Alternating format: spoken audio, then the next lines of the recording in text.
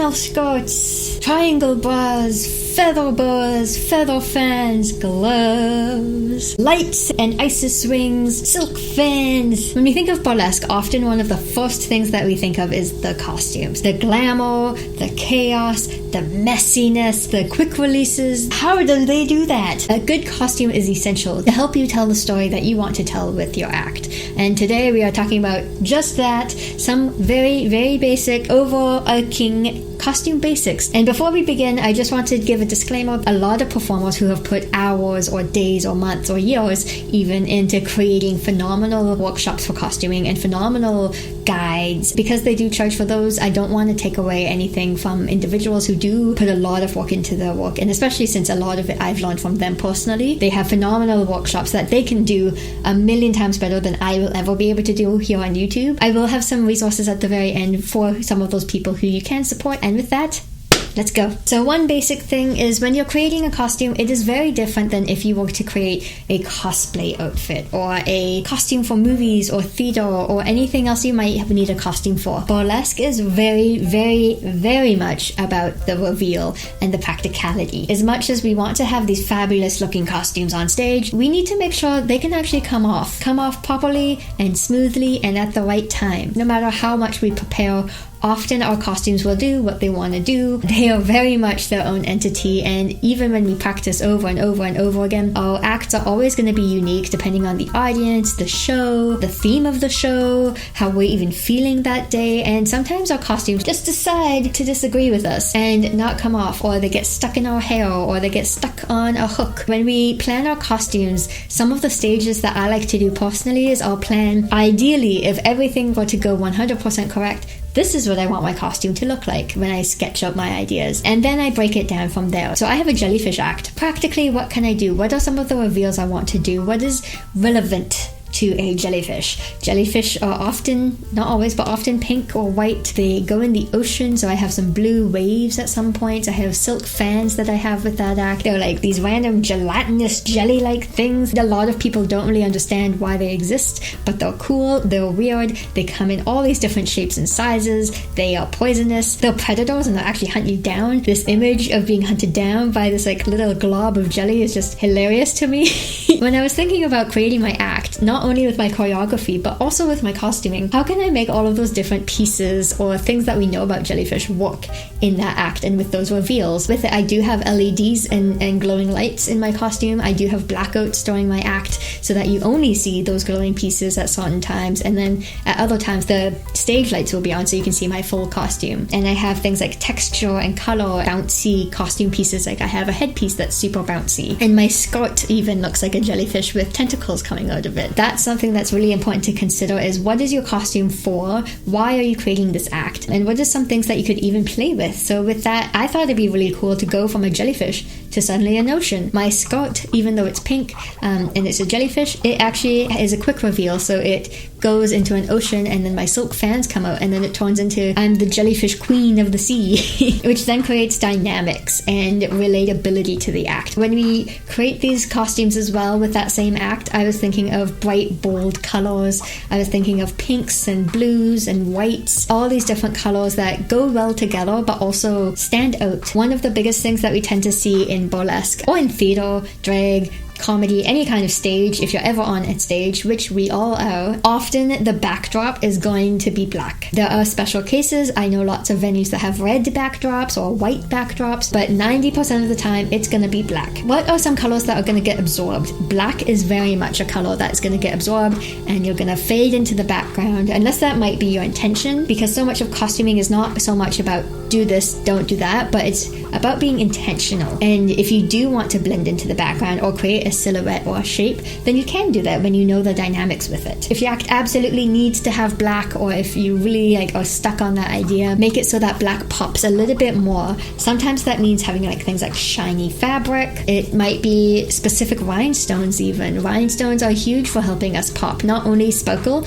but it can help us take those colors out that might be hiding a little bit more. And do you want jet black rhinestones, or do you want smoky rhinestones? Just off of black a little bit more. And with that, in addition to rhinestones, texture is your friend, and movement. Texture, movement, they're the two things that marry together to make the most beautiful, dynamic, important costumes you can ever think of. Many costume pieces will have things for movement like fringe, maybe some silks or like silk fabric or silk robe or flowy robe even. Many will have things like feathers, and those are some things that are phenomenal for getting movement going. In burlesque, we love bodies. We love jiggly, wiggly bodies, and we love seeing that also translating into our costumes. When I'm looking at somebody doing a shimmy, I'm not just looking at them doing a shimmy with their shoulders. I'm seeing like fringe, probably, maybe pasties and tassels are going with it. It gives you more dynamics to your costume and what you're doing. As well, it gives you a little bit more fun and playfulness to create this beautiful, like, moving piece of art. With texture, we have often things like rhinestones, which add texture and sparkle. We have gloves that might, or costume pieces that might have velvet or like different textures even in the fabric. Beads are really common, and appliques as well, and lace are huge as well. And if you go on the internet and look up fashion design or look up cosplay design, belly dance costumes, quite often what makes them so glamorous and pop and so unique is the fact that they have texture, they have movement, and that is why they have become such big staples in our burlesque costumes today. And when you're making your costume pieces,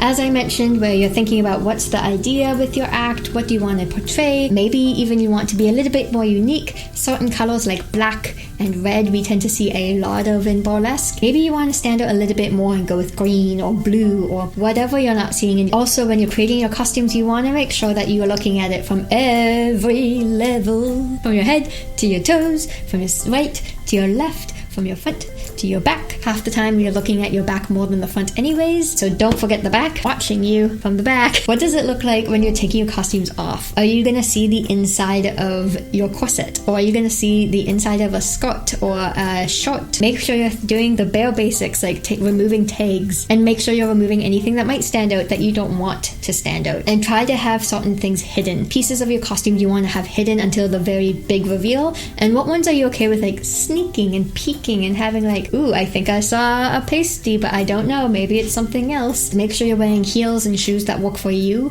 Don't wear high heels that are too high just because you see everyone else doing it. And sometimes it can feel like it's a lot to think about your costumes, of thinking about, oh, I have to have my this costume piece and that costume piece. Maybe you have lights, maybe you have other technical things that are really expensive. How can I do it? How can I afford it? How do performers make 20, 30, even 2 acts? When it's so expensive, burlesque can be very expensive. Our costumes can be very expensive at times. I'm somebody who makes 80% of my costume pieces, and even then it's expensive when you do it by yourself, not only financially but also time-wise. You don't have to go for that $500 corset or those $100 rhinestones. You don't have to rhinestone everything. A lot of people are really, really tactful and smart when they rhinestone. If they rhinestone, they might only rhinestone specific parts that they want accented. I never throw out any of my personal clothes. Every bra I have for burlesque is one I used to wear that I've upcycled because it doesn't work anymore for real life. I actually have a blog post of upcycling bras. You can find information from me, at least, with how I upcycle some of my costume pieces or some of my bras specifically. As long as you're buying something, even if it's something cheap from a discount bin, is you can always change it up and make it so it's going to be different. Maybe you're cutting the straps, so adding some elastic to make it a little bit unique, and straps to make it more strappy than it was before. Maybe you want to paint it so it's a different color, or you have shading and shadows, or again adding those appliques to add texture. Once you have your concrete idea of a costume and what your act's going to be and what you want it to look like, and then once you have what are the reveals you want to have involved and how can you do those practically, this is the fun part of putting it together. My favorite part is like once it's finished and my base is done, is what are the details I can do to make it really stand out or really fun, like fringe or rhinestones. So much of burlesque costumes is we want to make sure it's read from the audience and we don't want to have too much detail, but there is those times when it's also really fun to see when people come up to your costume up close and personal. If it's not a big piece of the act, that's totally okay. And if you have things like signs, make sure you're writing in Sharpie that's really thick so the audience can read what you're showing them. That's really important, I think, for a lot of costumes, is being really conscious of your act and being really conscious of what you want to tell and what you want the audience to see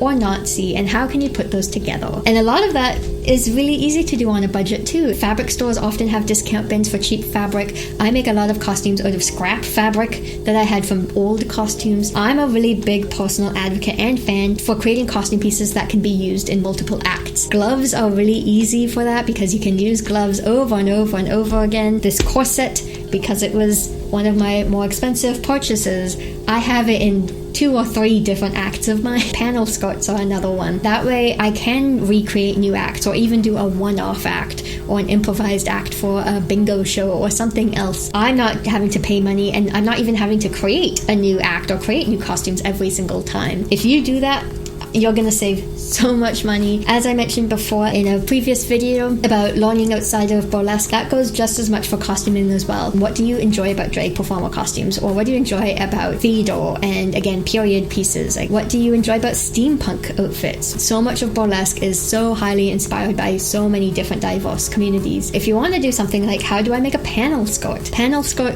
tutorials can be very difficult to come by in burlesque, but panel skirts originally started from belly dance. And so if you look up belly dance skirts or belly dance circle skirts, you will find so many tutorials about how to make a panel skirt, and then you can modify it from there. And as well, cosplay is huge. So much of what I've learned today is because of cosplay. One of my favorite books that I have is The Hero's Closet.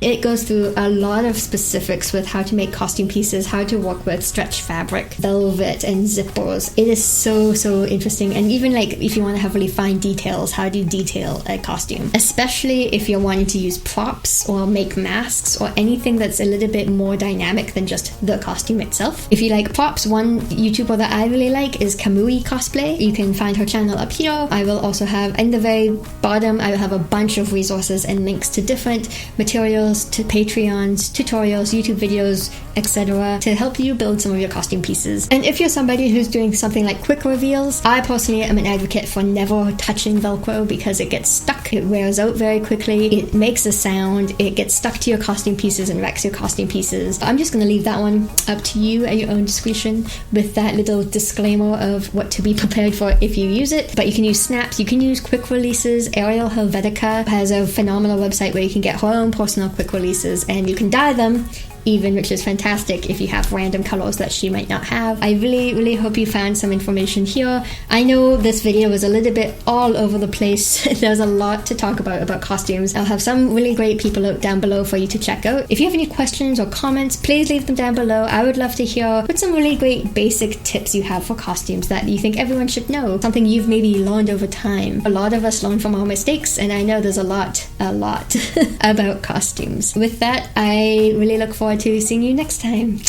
Bye!